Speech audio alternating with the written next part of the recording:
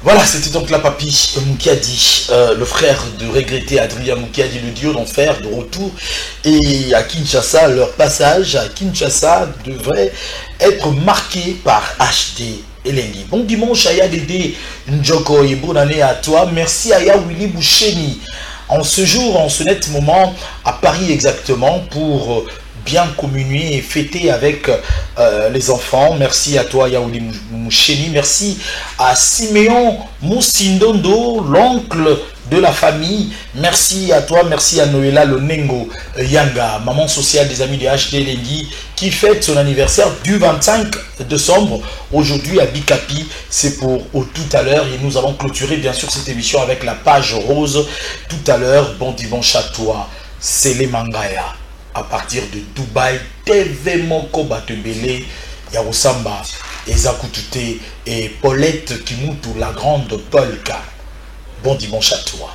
Sur ce plateau, oui, il est venu maintenant, nous l'avions annoncé, Chouchou Miyaki. Il fallait que tu bandes là. Ah oui. Chouchou Miyaki a aussi poto à combien l'enyo. Autant que bon ici, autant ici. Non, ça va. On a changé. Miyaki a Chouchou. On a s'excusé d'abord. On a été en retard. Et puis, moi, je la ville, moi, vite fait, mais je suis en retard.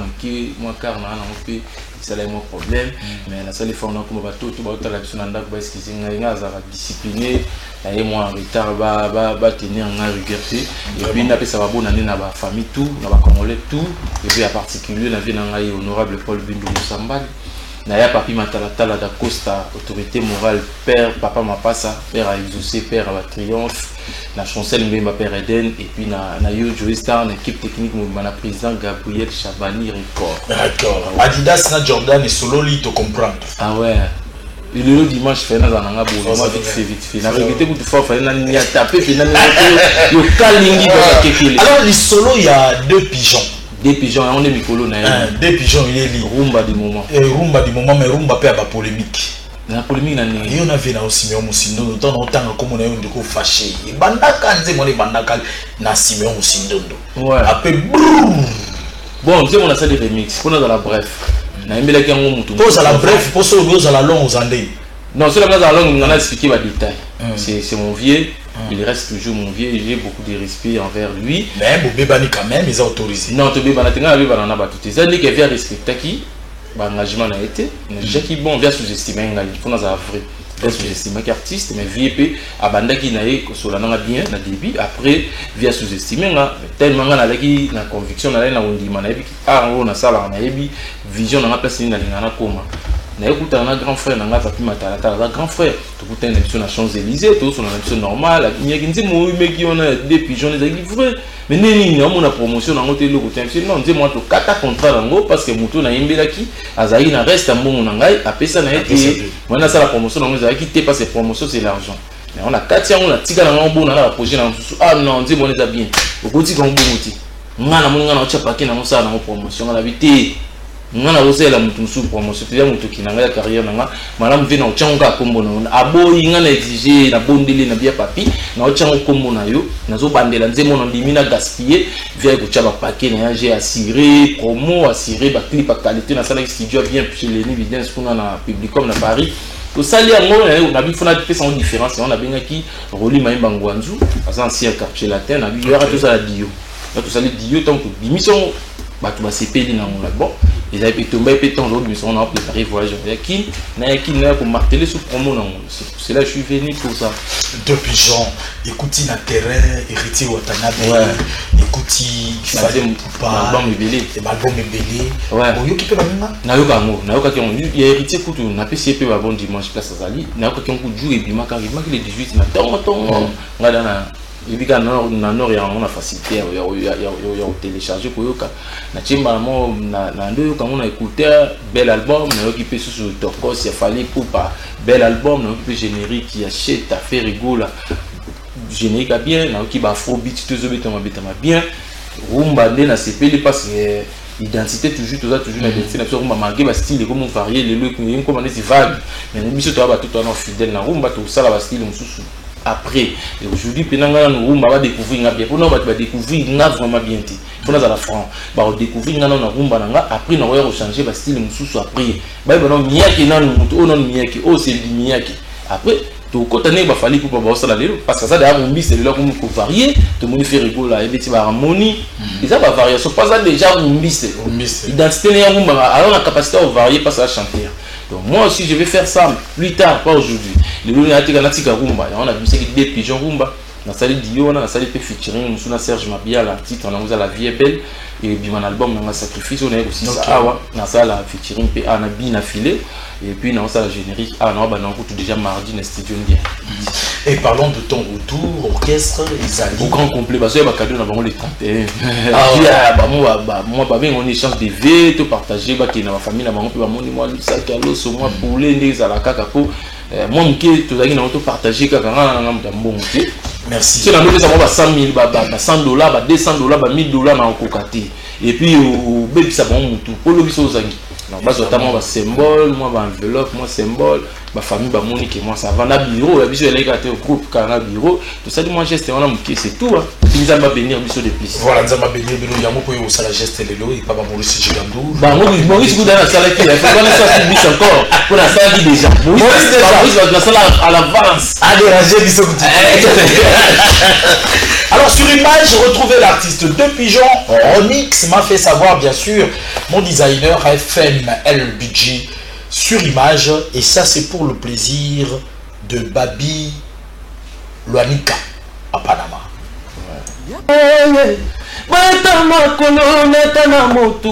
Je suis un avion.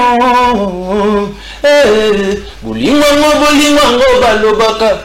Tika bango baloba maman aye. Tika bango baloba ozia. Mais afrezia o chihuahua.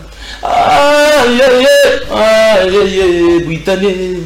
Bateka na wapi emieka kudila. Nino Gomez, bébé tolingana lokola couple de pigeons. Ceux qui m'ont sous avant de lima qui m'ont résolu gabile. Bah infiltré bazane sikate, amour à sa frontière, matalatala. T'as ce qu'on dit, couple de pigeons. Des pigeons. Clip na voix na mélodie et balade. Il y a parmi les meilleurs clips. Il faut que me tout à ma poitrine aujourd'hui. Parmi les meilleurs clips à 2020, il y a un autre salut pote, tu gaspiller puis na mbongo, tu cherches un bon manger pour te réaliser clip auto qui n'a autant pour la tina Hollande, pour te tourner clip, il y a des délégations à figurant, tina réalisateur.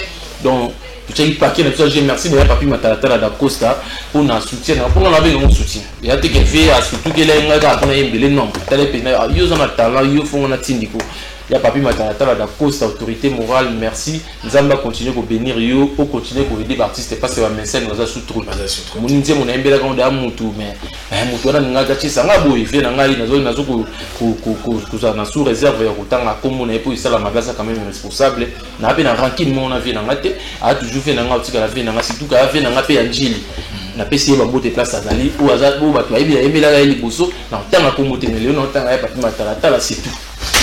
Papi Matalatala bénéficier paix na biso ndenge to tangi pe tu veux ba mal tangi papi Matalatala retour paix.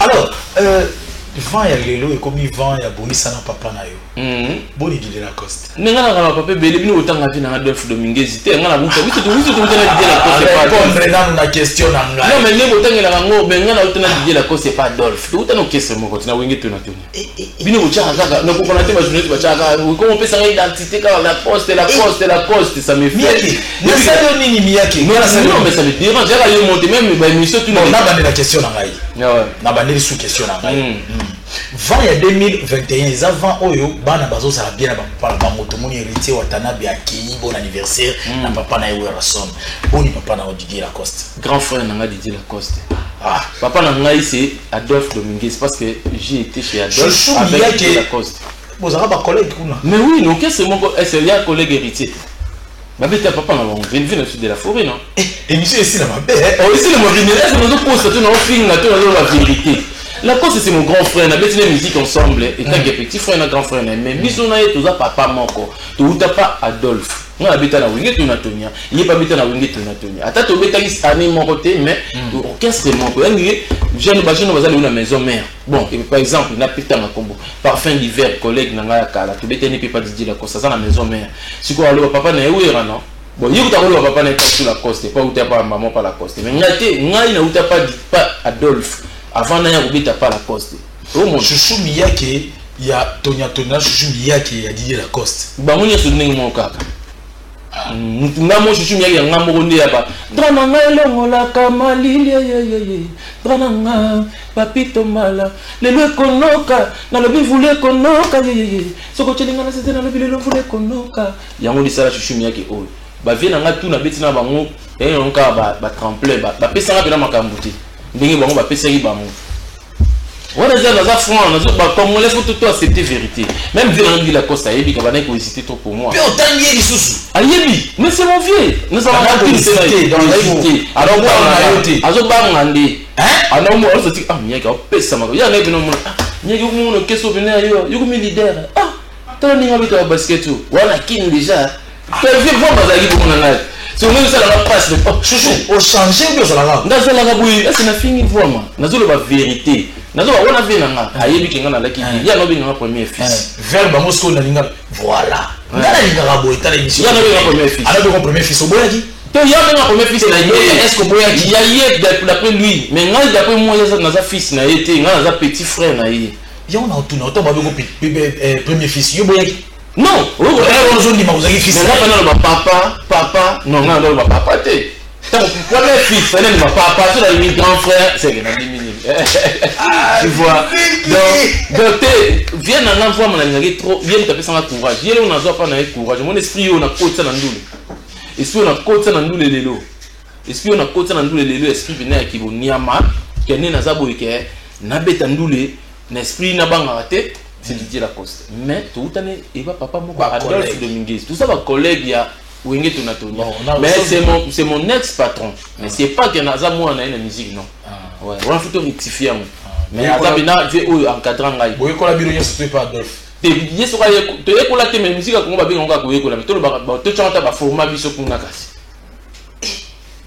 Miyake chouchou Miyake atikela mokili elingana keye sakana mala mungo ya tata mbaka dongo ngana yaki yembi ba biso ba mopaya so ba nembi zila yango modele na bosa na ba vokana nga na mona nzembo ebelo na mba Adolphe même vous nzembo na mba Didier Lacoste na mo bosa na fo yara avec le royal ouais avec le royal nzembo bien mais on bosa na evre ayaki ayote ba yaki ngai on bosa mais série wana na ngaka butu na sa ka ngam na cha nzembo pa na série wana to sa album mabonyo mama manzo to e ka ngai nzembo ngo tu fais na maman ouais on a qui parle on Nicolas Baketch na bana wala putain on a vu na Sassem na putain on a vu na Sassem ba régisseur na komba Didier Lacoste na lela na Paris na oh muto kinanga nzembo na ngai banda bo mwana na ye nango nzembo na ngai na Sassem ba régisseur na Didier Lacoste ça me fait mal donc ba bingo ni ba ni na biso to afuta biso na Sassem wana ngana zona yo so raté qui n'aurait pas la